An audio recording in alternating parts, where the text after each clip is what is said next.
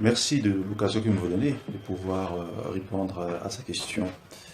Mon parcours, je ne vais pas retourner au temps des origines pour réécrire mon état civil.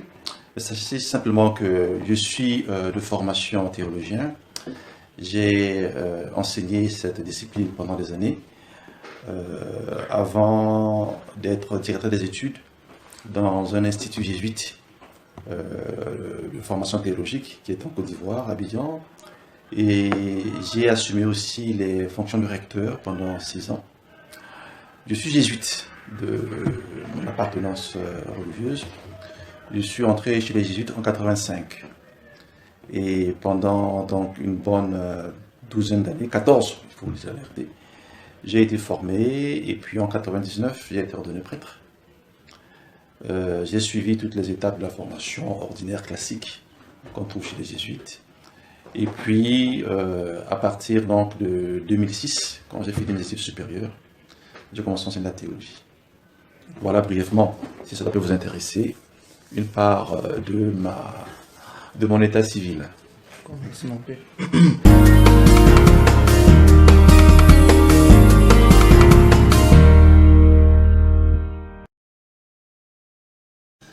Je suis arrivé ici il y a 4 semaines en prenant les fonctions du doyen dans la responsabilité dans un établissement comme celui-ci est très connu. C'est organiser et gérer les affaires courantes d'un établissement supérieur. Il y a une part de l'administration qu'il faut gérer. Il y a aussi une part du suivi des enseignements qui sont donnés, qui passe par la connaissance du corps professoral, le contenu progressivement de leur enseignement, et puis le suivi, et ça c'est encore très important, de la formation au niveau des étudiants. Mais du point de vue de la responsabilité administrative du doyen, j'ai heureusement ou malheureusement une équipe ici qui est totalement renouvelée. Même si certains membres de ce personnel est ici à l'université depuis plusieurs années, mais dans les responsabilités administratives qu'ils occupent, c'est tout à fait nouveau. Alors cela est un avantage pour moi, parce que ça me permet de donner une dynamique au travail. Et la méthode pour moi signifie d'abord créer une synergie de nos énergies et apprendre à fonctionner à partir des principes qui sont clairs, ceux d'un leadership qui sache ce que c'est que la subsidiarité, savoir déléguer,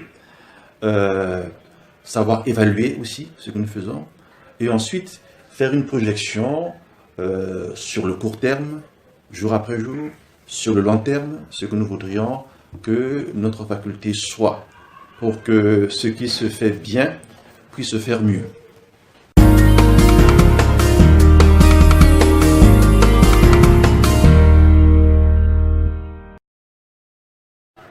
Alors, je sais que j'ai beaucoup de défauts. Les qualités, d'autres se chargeront de les souligner. Je me vois très très mal les décrire ici. Mais ce dont j'ai conscience et ce que je peux vous dire, c'est que j'essaie de gérer au mieux les défauts de mes qualités et les qualités de mes défauts, pour que je trouve un équilibre dans la façon de faire, qui ne soit pas toujours très pesante par rapport au travail, avec mes collaborateurs et avec ceux que j'aurai à côtoyer tous les jours, c'est-à-dire vous, les étudiants de notre faculté. Mais je sais aussi, on me l'a souvent rappelé, que j'exige des autres ce que je sais exiger de moi-même, et qui me met souvent en situation d'impatience par rapport aux autres. Alors, peut-être que je devrais apprendre à nuancer cela, trouver la vraie mesure et essayer de marcher à une vitesse qui soit convenable pour tous.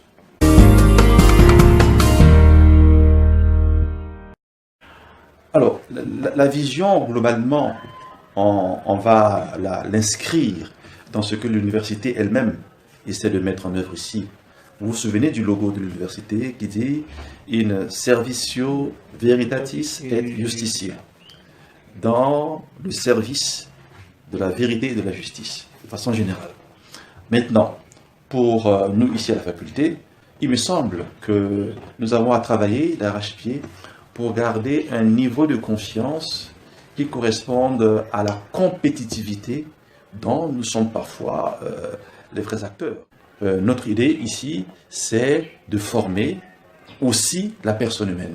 Ce n'est pas seulement de l'académisme, c'est une formation intégrale qui donnerait de la place aussi à une maturation progressive de ce que nous sommes tous ici.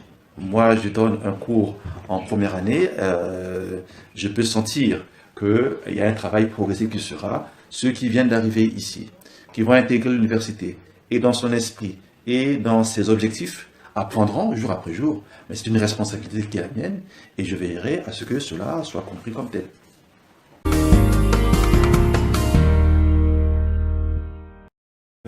Alors, il y a une situation que j'ai trouvée et qu'il faudrait apprendre à gérer. La population au niveau de la faculté a remarquablement augmenté. Il y a nécessité de mettre en place certaines infrastructures qui permettront aux étudiants de pouvoir étudier dans de meilleures conditions. C'est un objectif. Et comme j'ai dit, il ne s'agit pas seulement de l'académisme. Il y a aussi une part qu'il faut réserver au corps enseignant, parce que être enseignant à l'université signifie dispenser des cours, mais signifie aussi être productif du point de vue de la recherche. Et c'est à moi de veiller à ce que cela soit possible. Il y a peut-être un troisième aspect qui va concerner la réflexion sur ce qu'on appelle couramment des innovations. L'Université catholique d'Afrique centrale et dans sa faculté des sciences sociales et de gestion a déjà plusieurs décennies. On ne peut pas continuer à fonctionner sur un modèle qui a fait ses preuves en son temps et qui peut-être n'a plus la même efficacité aujourd'hui. Alors, je suis heureux d'être entouré par un corps de collaborateurs, de professeurs qui ont des idées. La première démarche pour moi serait de passer par une étape d'écoute, comprendre ce que les uns et les autres veulent et mettre en place une réflexion, un cadre de réflexion, qui permettrait de établir les priorités et en même temps établir un programme d'action qui permettrait progressivement de nous situer à un niveau de compétitivité, comme j'ai dit, qui soit à la fois efficace, à la fois compétent et en même temps qui satisfasse ceux qui ont fait confiance à notre faculté.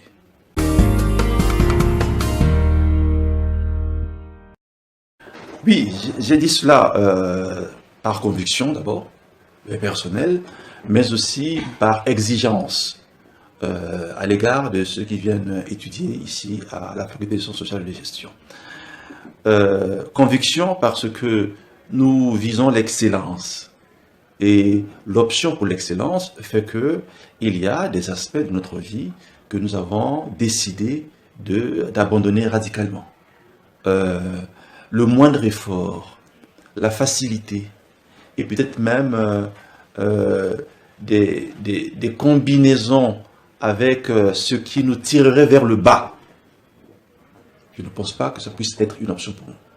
Nous avons visé quelque chose qui soit positivement qualifiable dans ses paramètres d'efficacité, dans ses paramètres de compétitivité, dans ses paramètres aussi de formation que tout le monde pourra constater.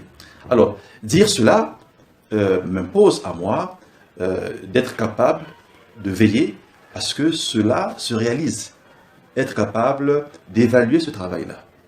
Il y a des canevas qui balisent très bien notre chemin pour que cela se fasse. Il y a aussi l'exigence de lucidité par rapport au travail qui doit se faire. Et ça, je suis heureux de le dire devant vous les étudiants. Vous n'êtes pas venus ici simplement pour chercher un diplôme. Vous êtes venus ici pour recevoir une formation qui fait que d'autres qui auront peut-être le même diplôme que vous, donc qui pourraient se faire valoir autant que vous, ne pourraient pas se prévaloir d'avoir simplement le diplôme. Or, moi je voudrais et je souhaiterais vivement qu'en sortant d'ici, les étudiants de l'UCAC puissent avoir une valeur ajoutée qui soient comme la cerise sur le gâteau. On les reconnaît non seulement par leur diplôme, on les reconnaît aussi par leur capacité, n'est-ce pas, à s'insérer dans certains milieux, et en particulier les milieux professionnels. Mais ça, c'est pas donné à tout le monde. Or, je pense qu'il est bon que l'on veille sur ça.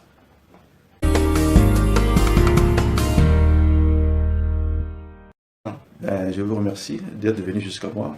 Vous voyez que le bureau du doyen est un bureau ouvert, même s'il a ses aspects un peu martiaux vus de l'extérieur. Mais voilà, merci d'être venu jusqu'à moi.